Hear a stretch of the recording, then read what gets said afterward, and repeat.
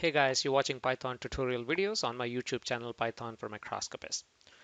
I'm inserting this video as part of my regular playlist for obvious reasons because we are all going through the scare of COVID-19 or coronavirus, and most of us are spending time at home. And the information, you're constantly bombarded with this information or news about coronavirus, what to believe, what not to believe. There is a lot of misinformation, there is a lot of good information, but how do you make your decisions based on the right information? This is very similar to your research, right? I mean, you get a lot of data, some good, some bad. You have to basically look at trends in the data and then make your observations, right? I mean, so what I'm going to talk about today is nothing but a quick review of what I have already done in one of my previous tutorials, which was go using pandas to handle the data. Okay, I thought this is very timely to update this to refresh your memories one more time because there is a lot of new data available out there, especially about COVID-19. So whatever I'm going to show you, of course, the tools can be applied to your specific research. Okay, so just to show you, again, go ahead and look at Johns Hopkins or World Health Organization, Center for Disease Control. There are many sources for good data. Okay, and also there are a lot of repositories on GitHub that are actually bringing the data or reading the data and structuring them such a way that we can easily import into our pandas or into Python. So here is one that I absolutely love. I'll probably leave the link as part of my video description, but here you can see the incubation periods, for example. Yeah, it says that, okay, it's anywhere from 5 days. On average, it's about 5 days. Again, there is a lot of misinformation about this, especially when I listen to media coming from India. Yeah, they say, okay, only 14 hours, it would be, the virus would be dead and all that kind of stuff. So you can actually look at the data and you can make your own decisions. Yeah, and you can model this if you have any expertise in any of this area, you can actually model this and get the information out and educate others about this during this time of uncertainty. So today I'm gonna use Python, obviously, as usual, and then import some data, and I'm going to show you how we can actually get some insights about how fast it is the virus is actually spreading or growing in a select few handful of countries. So let's jump into our Spider interface, and let me go ahead and zoom in. So now let's start by importing the data set. Okay, so you can directly import the data set and assign it to a pandas data frame. And by the way, pandas is the library that enables you to handle data easily.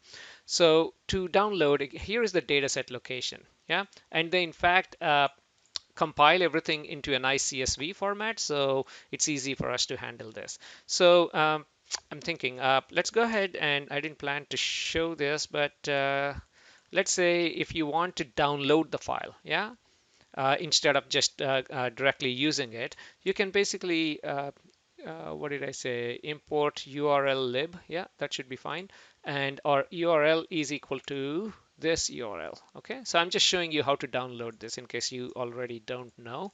So this is the way I usually do it. There are a couple of other ways. Okay, now within URL lib, you can request, okay, and retrieve URL retrieve. I think this is correct. URL retrieve. Yep, that is good.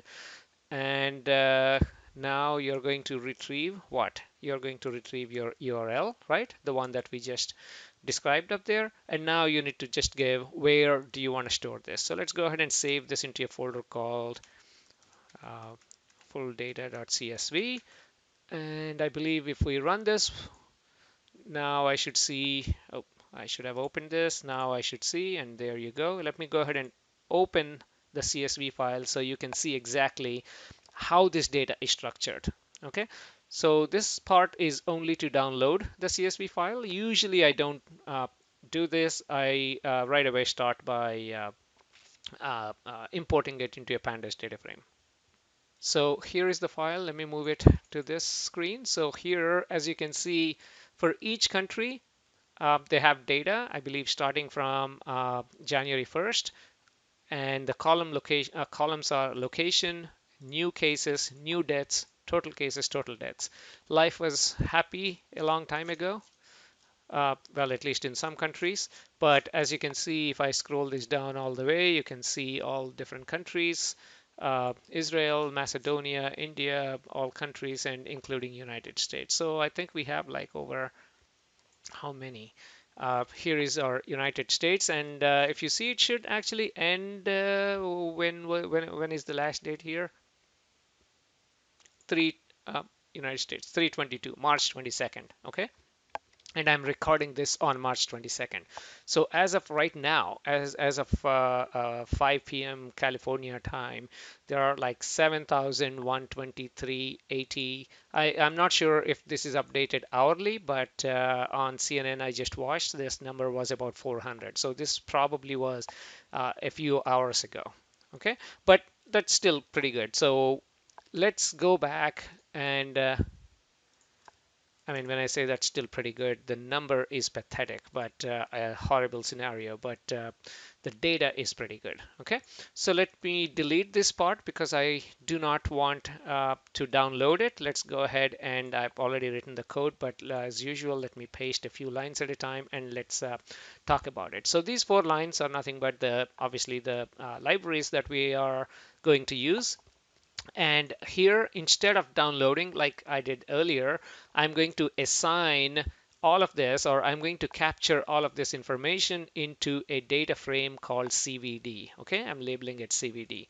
So let's go ahead and run these lines, and let's go ahead and print the head of our data frame. And again, head is nothing but the top 5 rows. So here you can see the first column is date, location, new cases, new death. So we are reading everything fine.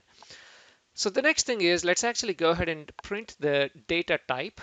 Okay, so if you look at this data type, my date is, let me go ahead and zoom this in so it's easier for you guys to see.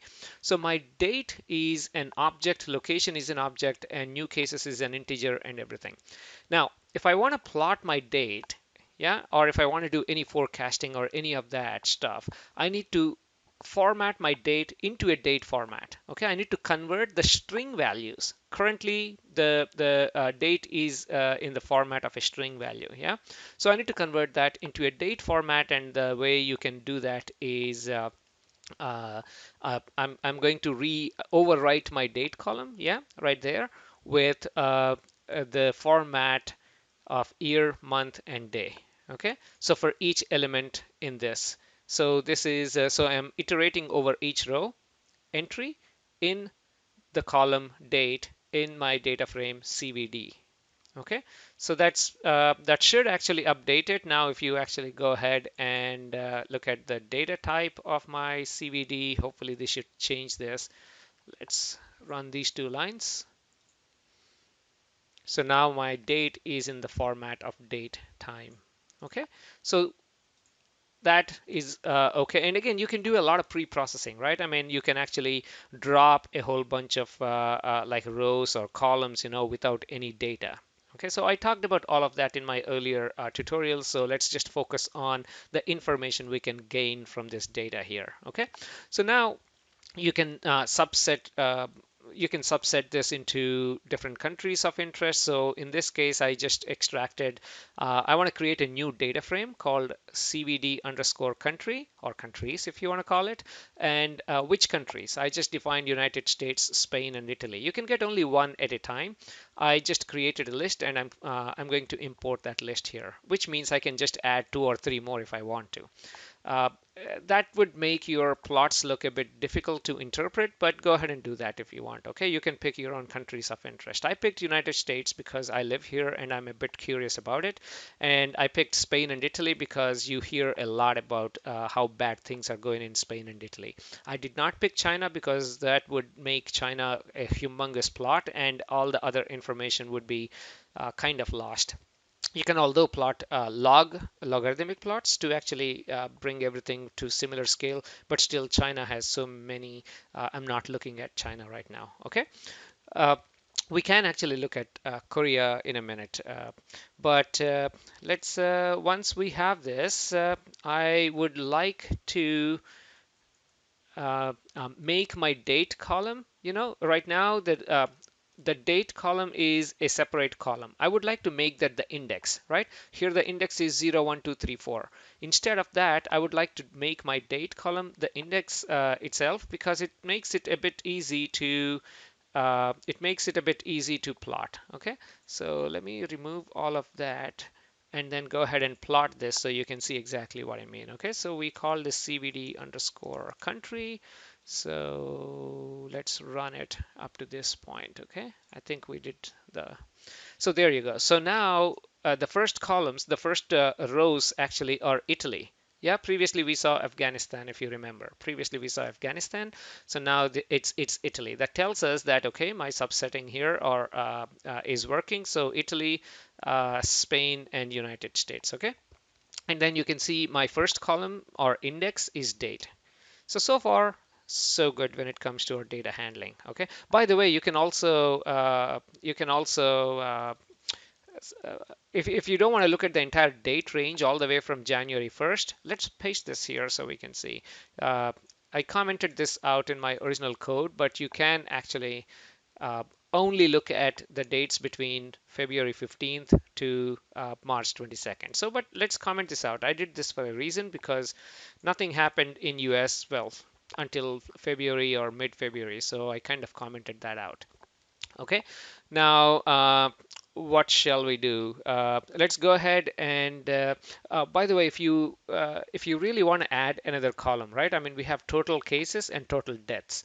If you want to see what percentage of total deaths do you have, or what is the mortality rate, if you want to do math on this, it's a bit easy to do it. Okay, so you can go ahead and do math between multiple columns. So my mortality rate, add a new column called mortality rate to my data frame called CVD country, and fill with what values of the value of total deaths divided by total cases.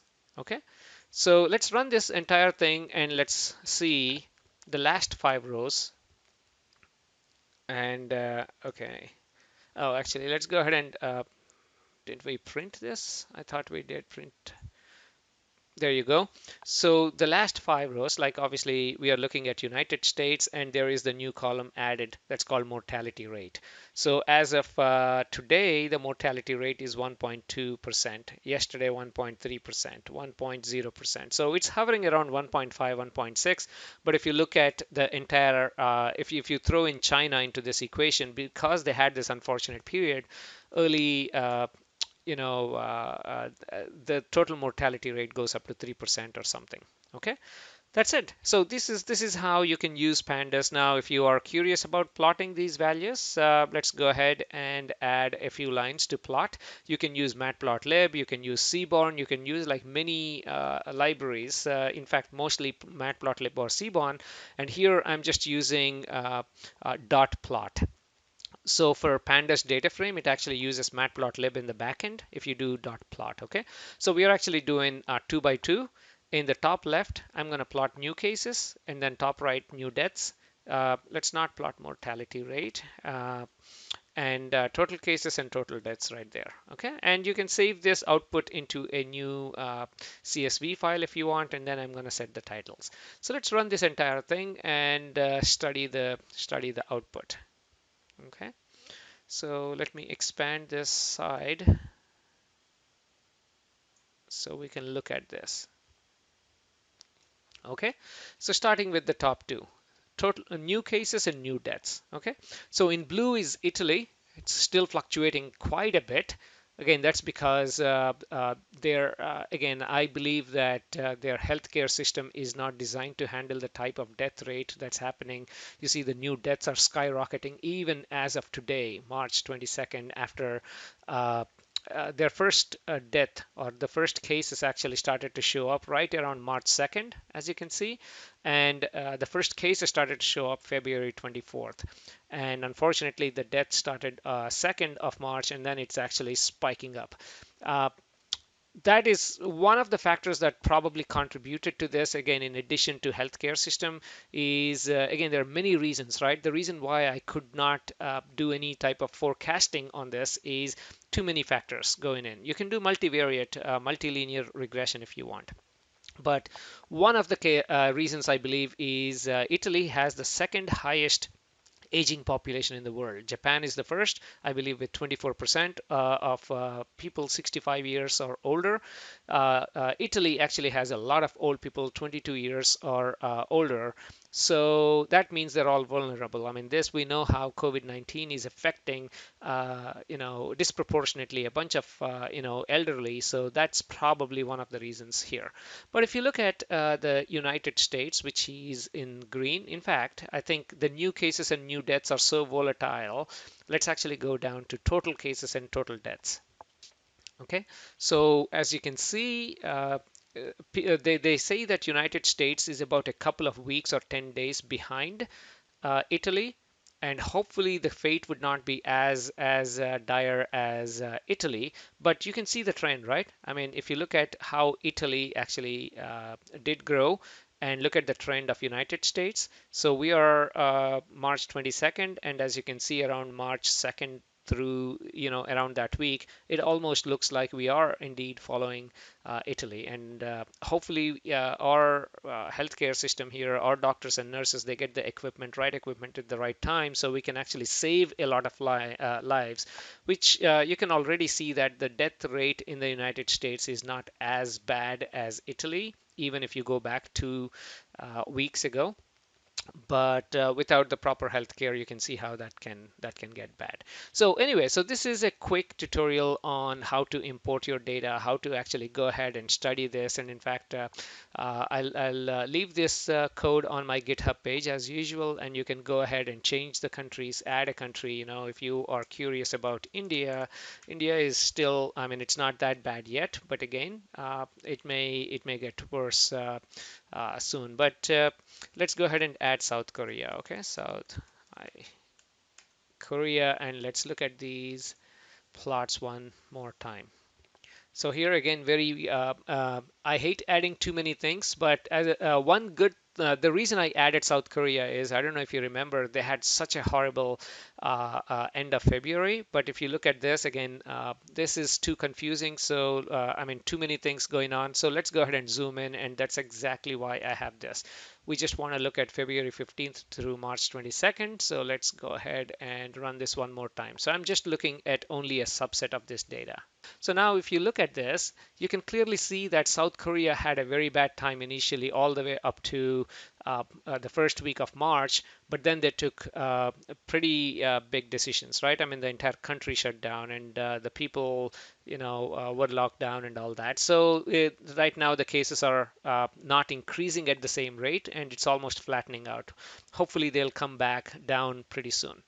But the other countries, I mean, India is all the way down here, and that could be good news for India, or that could also mean that India is not doing as many testing. So eventually things may get very bad. Let's hope that's not the case, but that's a good potential. There is a good potential right there. Yeah. But if you look at other countries, as you can clearly see, again, my Italy is in orange color right now. And it's pretty worse, far worse compared to any other country. And in fact, as bad as things were with Korea, it wasn't. I mean, from a number of deaths point of view, they only they're I think only 200 or 300 if at all. So they got very good grip of the situation over there. Okay, so of course we can add more countries, remove countries. We can actually spend all day trying to analyze how things are happening in other places, but I'll leave that to you. And thank you very much. I hope you learned something from this tutorial, and let's connect. Let's get back to our image analysis starting the next video. Thank you very much.